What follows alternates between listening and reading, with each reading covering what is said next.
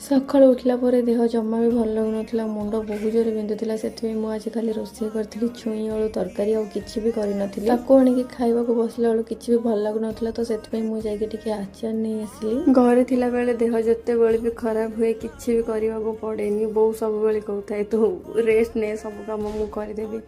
କିନ୍ତୁ ଏଠି ଯେହେତୁ ମୁଁ ଏକୁଟିଆ ରହୁଛି ସବୁ କାମ ମୋତେ ହିଁ କରିବାକୁ ପଡ଼ିବ। ତ ଖାଇସାରିକି ବାସନ ସବୁକୁ ଧୁଆଧୁଇ କରିସାରିଲା ପରେ ମୁଁ ଟିକେ ମୁହଁ ଧୋଇ ଦେଇଥିଲି, ଆଉ ତାପରେ ଏଠିକି ଆସିକି ମୁଁ ପୁରା ରେଡ଼ି ହେଇଯାଇଥିଲି ଅଫିସ୍ ପାଇଁ। ଅଫିସରେ କାମ ସାରିକି ଟିକେ ବସିଥିଲି, ତ ସେତେବେଳେ ସାରା ମୋ ପାଖକୁ ଆସିଯାଇଥିଲା। ଆଉ ସିଏ ଯେତେବେଳେ ବି ଆସେ ଏମିତି ଡୋର୍ ପାଖରେ ଠିଆ ହେଇକି ହିଁ ମୋତେ ପଚାରିବ ଦିଦି ମୁଁ ଯିବି, ଆଉ ଏଇଠି ସେ ମୋ ପାଇଁ କଫି ନେଇକି ଆସିଥିଲା। ଆଉ ଯେତେ ବି ଦେହ ଖରାପ ଥାଉ, ଯେତେ ବି ମନ ଦୁଃଖ ଥାଉ, ମୁଁ ସାରା ସହିତ ଖେଳିଲେ ମୋ ମନ ବହୁତ ମାନେ ଭଲ ଲାଗେ। ଆଉ ଏଇଠି ମିନି ଦିଦିର ମୋର ବାହାରି ଯାଇଥିଲୁ ଦ୍ୱିପହରେ ପୂଜା ସାମଗ୍ରୀ ଦୋକାନ, କର୍ପୂର ଆଉ ଗୋଟେ ନିମାଇଲ ଆଣିବା ପାଇଁ। ଆଉ ନିମାଇଲକୁ ଧରିକି ମୁଁ ଏଠି ଭାବୁଛି ଯଦି କ୍ଷୀର ଭାବିକି ମୁଁ ପିଇଦେବି ତାହେଲେ ଜୀବନର ସବୁ ଦୁଃଖ ମୋର ଦୂର ହେଇଯିବ।